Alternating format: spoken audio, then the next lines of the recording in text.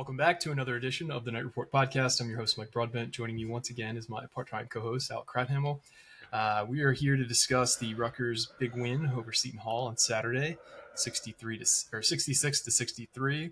We're going to discuss everything Greg said in his press conference today for the Kansas State Rate Bowl. And we're also going to talk a little bit about the portal. We have a visitor currently on campus, and we'll talk about the goings-on behind the scenes of what's going on in the portal. But first, this podcast is presented to you by Knight and Day Apparel. Hey, Rutgers fans, get ready to slam dunk your style with Knight and Day Apparel. Cheer on your Scarlet Knights this basketball season with our exclusive Rutgers gear. From trend-setting designs to lifestyle garments, we've got you covered with everything you need to support your team in comfort and flair. Stand out in the crowd and show your passion for Rutgers basketball with designs that celebrate every dribble, dunk, and victory. Use our promo code RutgersRivals to get 10% off your purchase. Don't wait. Head to Knight and Day Apparel today and gear up for game day. Go Knights. We're also presented to you by BetOnline. BetOnline continues to be the world's most trusted betting platform and your number one source for online betting.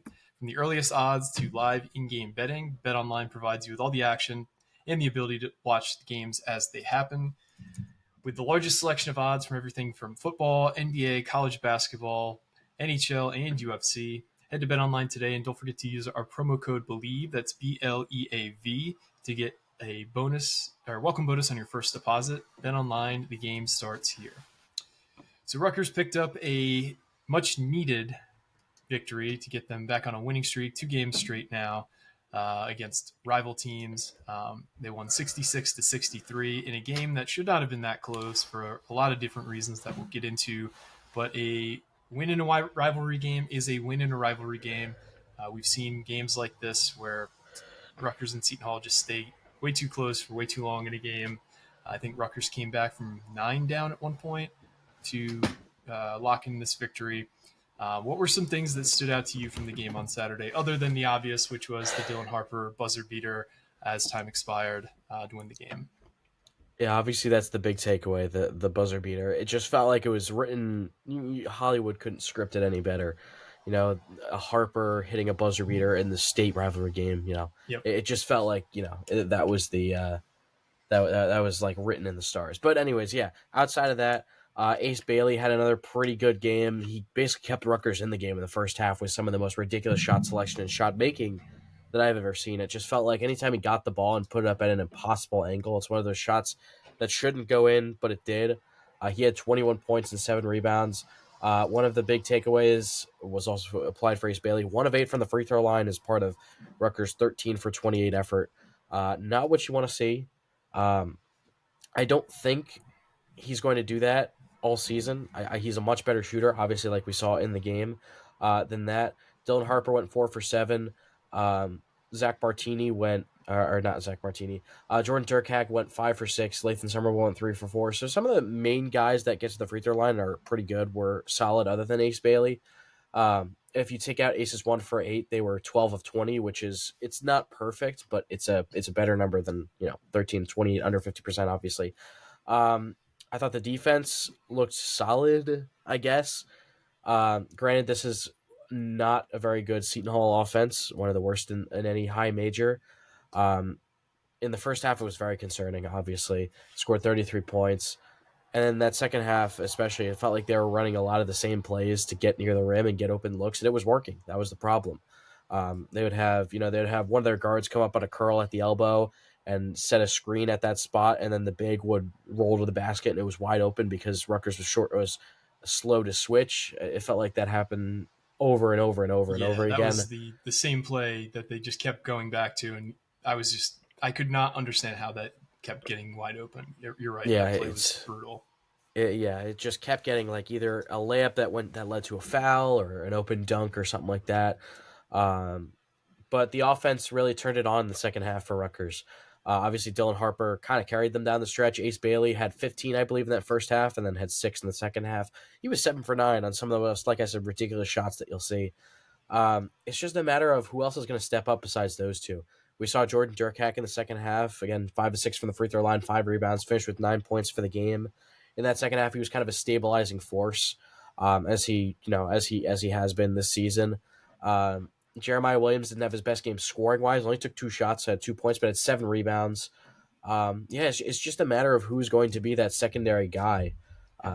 to be relied on, but aside from Dylan and Ace, obviously, and it was definitely concerning seeing the offensive and defensive effort, especially in that first half. Like, this is a quad four game. Yeah. I don't think that's really set in. This is a quad four game that Rutgers was playing, and Seton Hall walked all over Rutgers in the first half, which is obviously concerning and has to get fixed. It just feels like Shaheen Holloway, A, he is a great coach. B, he just has his guys ready for this rivalry. He gets them amped up no matter what. Um, and Rutgers came out flat. And obviously, credit to them that they turned it around in the second half. But they have to figure out a way to kind of mitigate some of these slow starts offensively. We saw the opposite of that against Penn State, whereas the second half where things really started to slow down, but they came out red hot in the first half. So which Rutgers team are we going to see on Saturday against Princeton? We'll have to wait and see. Durkak was the next highest scorer with 9 points other than Ace and Dylan. Dylan finished with 24 points to lead the game. Isaiah Coleman, who was, I think, the backup to last year for Seton Hall, he started and had 15 points, was their best player. Chauncey Jenkins, I think, is usually their top option. I believe he was limited with an injury, I want to say. But he had some flashes, including absolutely posterizing Ace Bailey, which thank goodness for Rutgers fans that Dylan hit the buzzer beater. Otherwise, Ace Bailey getting posterized by Chauncey Jenkins would have been like the talk of the town. That kind of overshadowed that.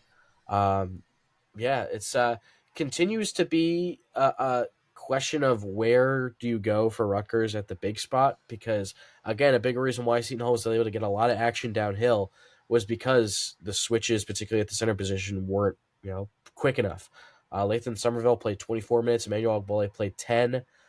Somerville, he still looks a little bit slow on defense. He's still learning, obviously, as a freshman. Agbole was okay, again, in only his 10 minutes of play. And then Zach Martini was tied for the fewest minutes on the team with 8, alongside Tyson Acuff. So some of those secondary pieces that we thought were going to be really key contributors really haven't been. And I think the stat that kind of sticks out is points to the paint, where Seton Hall at 36 and Rutgers at 24. So obviously a win is a win. Obviously, you throw the records out in this in-state rivalry. Obviously, you want to get the win. You had to get this win to avoid a disastrous loss and practically ending any at-large hopes of an NCAA tournament bid. But there's a lot to take away from it and a lot to fix moving forward. Yeah, there's certainly a lot to learn from, and there's certainly a lot of things that need to get cleaned up. And on Saturday, they'll be playing a very experienced and talented Princeton team. I know their resume doesn't necessarily look like it this year. They're only 7-3. This was expected to be a much better team. They've lost to Loyola Chicago, Wright State, Texas State, and Furman this year. They have one quad 2 win, and that was at St. Joe's, who they beat by 8 when they were 6-point dogs. They also played a close game against Monmouth, who, as we know, is not a very good team. They only beat Monmouth by 4 points when they were 14-point favorites. So this is a beatable Princeton team, but they're going to be fundamentally sound, and they're a team that likes to shoot a lot of threes. So you're going to have to get way better at closing out along the perimeter. We've kind of had this epidemic of lazy closeouts, and that's gotten a little bit better over the season, the same way that rebounding has gotten a little bit better, but it still needs to get significantly better as our season progresses, because if you look at our schedule, things get real fast. After they played these two Ivy League teams, starting on January 2nd to February 9th, 9 of our 11 games are quad 1 games. And you think, okay, who are the other 2 opponents? Oh, that's just Wisconsin and Purdue, who are quad 2 games right now. Like, we don't play a team at home outside of the top 40 in the net rankings until like much later in the season. So it's a gauntlet once the year turns around. So Rutgers is going to need to have a lot of their ducks in a row. They do get a lot of time between games. Get a week between the Seton Hall game and Princeton. You get another 9 days between Princeton and Columbia, and then it starts going 2 to 3 times a week in the gauntlet of the Big Ten schedule. So, not a whole lot to say other than that. I think if I do have something to add about Princeton, I think the key to getting them off their game as being really physical was Xavier Lee. Obviously, he is the engine of that offense. I mean, he's really, really freaking good. He might be the best non-high major point guard in the country, I think. He has a potential to be. You have to be physical with him because he's still not that big. And if you get him off of his step, I think you have a chance to kind of slow down that offense, but obviously they'll still have Caden Pierce, who you have to look out for. Malik Abdullah, he's a freshman who can jump out of the gym against all freshmen. He is a super athlete. They got shooters all over the place, like you said. Obviously Lee, guy like Philip Byreal, who can kind of shoot too as depth pieces. I've gotten to watch or at least listen to a lot of the Princeton basketball, working for the radio network as well, producing for them. So I've been able to see and hear a lot of what Princeton does well. And it's a lot of stuff they usually do. Just a lot of threes, a lot of layups. They just play their own way, and it's gotten them a lot of success over the last few years. Yeah, tough team, beatable, but like you said, being physical with some of their undersized yet talented guards will be key there. Anything else basketball related before we head on to some football talk? Dylan Harper today was named the March Madness National Player of the Week, but was the Big Ten co-freshman of the week and not the Big Ten Player of the Week. That went to Bryce Williams of Nebraska. Jeez. He was listed as co-freshman of the week with Kasparas Giacosonis of Illinois. And yet the National March Madness considered him the best player nationwide of the week. So the Big Ten, man, it's a gauntlet.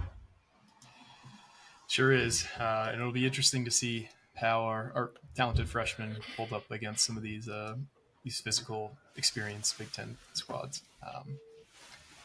But all right, let's talk about what Greg Schiano had to say at his weekly presser. This was ahead of the bowl game, which is going to be 10 days from now. So Friday, December 26th at 5:30 p.m. The Rate Bowl against Kansas State. I think they fly out. I think later this week, if not later this week, early next week. And there was a few things I thought were interesting in his presser. I was really hoping he would go into a little bit more about maybe what he discussed with Bill Belichick before he took the UNC role, because they are very close. I think it's Ian Rappaport, I think, specifically mentioned Bill Belichick or Greg Schiano as one of the 2 or 3 coaches that that Bill Belichick has a very close relationship in the college game. Greg said that those conversations were personal and are going to stay personal, which I respect and understand. But it would have been cool to hear about what he told him, at least a few anecdotes. The other interesting thing I thought he said in his presser, and he's usually not this forthright, was talking about Dymere Miller and how lucky they were to get a guy like him in the portal, and that they want to get another experienced receiver out of the portal this year. Normally, he doesn't talk about specific players or positions in the portal, so I thought that was kind of interesting. But you were there. What were some of the other things that Greg said in his presser today that intrigued you? Yeah, it was a lot of like the regular game week presser stuff, talking about the opponent, how tough they are. He said they're very fast on offense. They have a lot of quick guys, including their quarterback, Avery Johnson. And the tweet from Ian Rappaport you mentioned, he said, following the footsteps of friends Nick Saban, Greg Schiano, and Kirk Ferentz in the college game. So I didn't know that he was very close with Kirk Ferentz, but I think Brian worked for him in New England, so makes sense. But anyways, I think one of them played for him as well in New England. Yeah, makes sense. It was one of those usual game week pressers. Talked a lot about losing Joe Harris-Semiak and how they're trying to kind of piece that together. He joked that they've cursed Joe a few times for kind of leaving the defensive staff. He didn't say who is going to coordinate the defense during the bowl game. He said that they're kind of working on that as a staff. And when I believe he coordinated the defense in the Gator Bowl, if I'm not mistaken, in 2021. That would make sense. I believe, if I'm not, correct me if I'm wrong. So it wouldn't be completely out of the ordinary, especially in his 2.0 era. I'm curious to see who fills that role, if it is him or if it's someone like a Mark Orphy or a Drew Lascari or someone like that. And who coaches the linebackers as well. I'm sure they have assistants who are working on that right now, but for the game itself, I'm not really sure how much position coaches are involved in the game planning and things like that. But especially for a guy who was the coordinator and a position coach, it's definitely a big loss. For Kansas State, Greg Schiano didn't mention this, but DJ Giddens entered the NFL draft for going his final year of eligibility. I don't know if that means he's not playing. If I had to guess, it probably means he's not playing. I would imagine that's the case, yeah. Yeah, I would imagine probably not. So that's definitely a sigh of relief for Rutgers fans going up against a back like him. Yeah, it was a pretty typical game week presser. Some good energy. They're starting to work on. He mentioned they're starting to work on installation for Kansas State prep instead of just usual building blocks. So you mentioned some of those veterans. I would assume some of the guys that have been dealing with injuries this year that have gotten some time off, resting and things like that, are going to get back into game speed, things like that too. So yeah, like you said, 10 days until the game. Yeah, I think during the Rate Bowl presser last week, I believe Schiano said that they're leaving either Sunday or Monday. I want to say I don't remember exactly what day he said, but yeah, it was a pretty I would say productive press conference. Demir Miller, we also talked to him today. He said that he will play in the game, so that's one player that you can count on playing. I wasn't talking to him, but Pat Laney from NG Advanced Media said that Kyle Monangai is undecided. I believe he's still making that decision. I'm still leaning on the side of I don't think it's in Kyle Monangai's DNA to sit out a game that he's not injured. Um, but this again, that's just like pure guesswork for me. So we'll have to wait and see. Shiano was asked about the availability report. Of course, he declined to say anything specific about it, as he usually does. So yeah, pretty good presser today. Yeah, and to add a little bit of color to some of the losses that Kansas State has suffered in the portal or to the NFL draft, DJ Giddens was far and away the leading rusher for Kansas State this year. He had 205 carries for 1,343 yards and 7 touchdowns on the ground. He had another 21 catches for 258 yards and 1 touchdown through the air. So he's their number 3 receiver, their leading rusher by far. Their number 2 rusher is the quarterback, Avery Johnson, who has rushed for 548 yards and 6 touchdowns on 102 carries, an additional 2,517 yards passing, 22 touchdowns, 9 interceptions. So they're losing their leading running back, their third leading receiver. Their second leading receiver, Keegan Johnson, has entered the portal, so they won't have him either. He had 29 catches for 359 yards and 1 touchdown. Their starting right tackle has entered the portal and committed to Washington, so they'll be without him. I'm sure that there's other guys as well. They've lost some depth, I know of. Receiver Trey Spivey is in the portal. I'm sure that there's more. I know that there's a thread on the board, so if you want to get a good idea of all the guys that Kansas State potentially could be without, there's a thread about it on the board. But I don't know. I feel really good about this because I think Rutgers is going to have the majority. Anybody I feel who is healthy is probably going to play in this game for Rutgers. That's Yeah, no direct inside information. It's just the slow trickle. It's like Beam's going to play, and Keontae Hamilton's going to play. Dymere Miller announced today he's going to play. Ethan obviously is coming back, so he's going to play. So it just feels like Rutgers is going to have all their guys, and Kansas State kind of doesn't give a shit about this game. So kind of like Miami last year. yeah, They had a exactly, lot of NFL guys sit exactly. out. Very similar in the sense too that Miami was about a 7-point favorite, and Rutgers ended up winning by 7 points. I've felt weirdly confident about a few games in recent memory. The Miami game last year was one. The Virginia Tech game earlier in this year was another. The Boston College game a few years ago. These are all games where Rutgers was a significant underdog and ended up winning. Um, I've the same feeling about this game. Rutgers is currently a 6.5 point dog. You can get them at around plus 200 on the money line. I got it plus 255 on the money line. So the odds have dropped a bit. Rutgers opened as a 9.5 point dog. It's down to 6.5. That's pretty significant. Um, Not a bet the house kind of bet, but if you can get to Pennsylvania or you can get to New York and put a few bucks down on Rutgers money line, I think that'd be a good investment right now. But anything else about the presser that you wanted to touch on before we talk some portal? Not too much. You said that I guess this kind of ties into what we're going to talk about next. You mentioned that he's talking about he wanted to add a receiver, one of those guys. DT Sheffield from North Texas is on his visit right now, actually. Um, yeah, I agree. We don't usually hear that kind of thing from him directly, so it was good to hear about. Obviously, trying to think of anything else. Nothing too groundbreaking, I don't think. As Shannon usually keeps it pretty close to the vest with most things in the Yep. pressers. Yeah, let's hop right into the portal talk.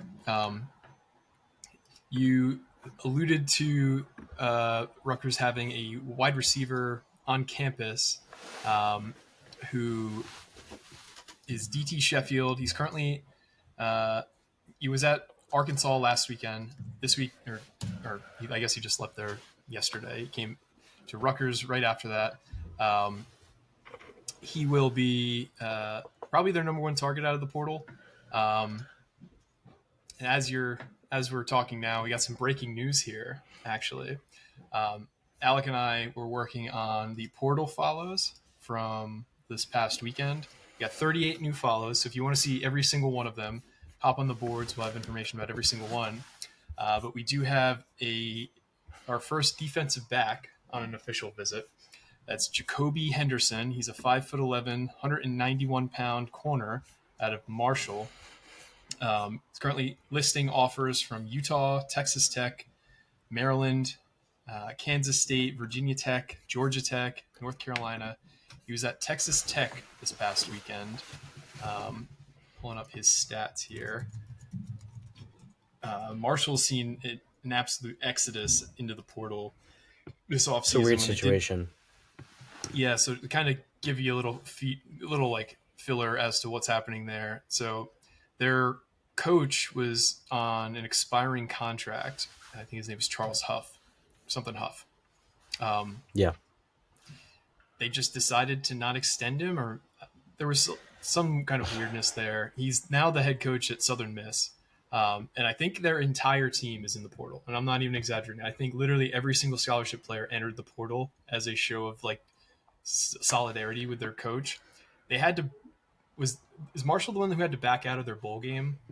Yes, they were supposed to play in the Military Bowl against Army, and they had I don't know if is the same thing as the Independence Bowl. Is it the same thing? It might be a different thing, but they were supposed to play Army, and they backed out because they don't have players to participate in the game. And so that, I think, went to some 5-7 team. I forget which one. Oh, I forget. I had it in my head, and I forgot. But it's not important. I believe that they won their conference this year. Yeah, Louisiana Tech, that's who it is. Louisiana Tech, yep. So they won their conference this year, and they're not playing in a bowl game. So little background on Jacobie. He is from Charlotte, North Carolina. He is a redshirt sophomore, so he'll have 2 years of eligibility after this year. On the season, he had 50 tackles, 1.5 tackles for loss. He had 2 interceptions, 10 pass breakups. His PFF grade on the season was a 70.2, so pretty good. He ranked 357th out of over 900 qualifying cornerbacks on PFF. So a pretty good player. Like I've said this over and over, anytime Schiano is targeting a defensive back, I'll just trust him, inherently with it. So interesting new follow, because that was somebody we literally just were like writing up. Did he start? No, he's been at Marshall this entire time. So they have 2 guys on campus right now: DT Sheffield, the wide receiver, and Jacobie Henderson. Maybe more, who knows? But those are the 2 that we have confirmed as of right now. Additionally, it looks like in terms of who we're targeting in the portal, a lot of offensive tackles. So 6 new offensive tackle follows this weekend. A lot of receivers. That was the highest quantity of players. That they had 7 new receiver follows, and with Schiano talking about it in the presser, that shouldn't surprise. 4 new defensive tackles, 5 new defensive ends, 7 new cornerbacks, 4 safeties, and 3 linebackers. A few guys who have local ties. Amir Johnson, the Merrimack tackles from Burlington. Rachel Perry is from New London, Connecticut, but he went to Trinity Paulding High School in New York. Braylon Moore, the center out of Virginia Tech, is from Bethlehem, PA. I can't imagine we actually go after him, given he's got 2 years of eligibility, and Gus Zelinskas is coming back. Yeah, and he's also visiting LSU and Michigan State, so one would assume probably a little, probably commanding a lot. And Yes. not to go off on a tangent, but man, Virginia Tech is getting absolutely destroyed in this offseason. Yes, they are. They have lost so many guys, and I asked one of our buddies at Virginia Tech what's kind of going on there. Just to, they'll typically the beat writers typically know way more than the average fan. Some they can can't, some they can say, some they can't. I asked what was going on, and they replied a lot of different reasons. Some guys wanted more money, more than they're worth. Others are frustrated with coaching. Others want to win more, but it's a ton of Virginia Tech guys in general in the portal. So their program's in disarray a bit. They've failed to live up to expectations a couple years running now. And the clock is nearing midnight with Brent Pry, it feels like, if they don't have a big season. I think the main guy who has not announced his decision is the quarterback, Kyron Drones, but it just feels like it's inevitable. He'll probably enter. And not that I have any inside information, but when like your entire team enters the portal and you're one of the only impact players left, writing's kind of on the wall there. Yeah, they've already fired their defensive coordinator too. Yeah, yep. So, you got anything else for us, Alec? Before we head out of here. Let's see. Rutgers women's basketball won yesterday against Wagner, 86-48. You may not have seen much about the game itself, but you may have seen on Twitter certain highlight of Kiyomi McMiller's going absolutely viral right now. She did some, I don't even know how to describe it. I think Allen Iverson did like a Reebok commercial back in like way back when he was in his prime. It's better if I just show the clip.